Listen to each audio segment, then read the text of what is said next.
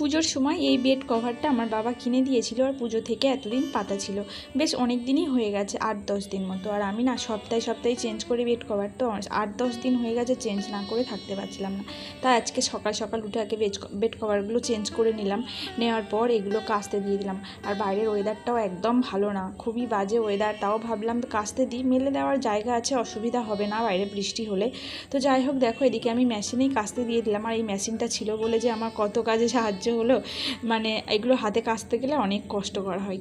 যাই হোক, মেশিনে দিয়ে এদিকে আমি একটু জল ভিজিয়ে রেখেছিলাম। এটা কি গাছ তোমরা দেখে বলো, এই জলটা খাওয়া খুবই উপকার।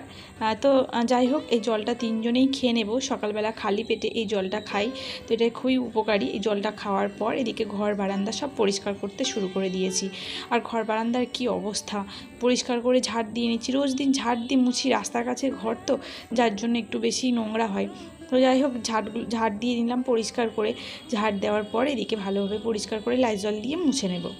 তো দেখো, এই যে এই মপটা না আমার অনেক পুরানো মপ, মানে এই মপটাতে আগে আমার অন্য একটা মপের যে লাঠিটা হয় সেটা অন্য ছিল, সেটা ভেঙে গেছে, সেটা কাজ করছিল না। তো মপটা ঠিক ছিল, লাঠিটা ভেঙে যাওয়ার জন্য লাঠি একটা কিনে নিয়েছিলাম, আর ওই মপ দিয়েই কাজ চালিয়ে নিচ্ছিলাম।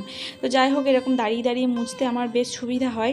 আমার কিন্তু ওই বসে বসে ঘর মুছতে ভীষণ কষ্ট হয়, আমি পুরো খাটের নিচ টিচ সব মুছি, তো এই জন্য কিন্তু লাঠিটা আমার অনেক কাজের। তো যাই হোক, ঘর টর মোছার পর এদিকে চলে এসেছিলাম রান্নার কাজে। রান্না বলতে আজকে তেমন একটা রান্নাবান্না ঝামেলা নেই, আজ সারা দিনেই ডালিয়া করে খাবো। ওই যে ডালিয়ার জন্য সবজিটাও কেটে নিলাম, পটল, একটু বরবটি আর কুমড়ো, আর দুটো লঙ্কাও চিড়ে নিয়েছিলাম। আর এই যে দেখো, এই যে সাবুর পাঁপড়গুলো, এই পাঁপড়গুলো ভেজে নেব, ডালিয়ার সঙ্গে পাঁপড়গুলো বেশ যায়।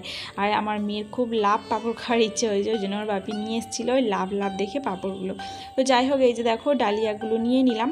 আর আজকে নিরামিষ খাবো, ওই জন্য মুগ ডাল দিয়ে ডালিয়াটা ভিজিয়ে রেখে দিলাম। আর আজ ভিডিওটা এই পর্যন্ত, সবাই ভালো থেকো।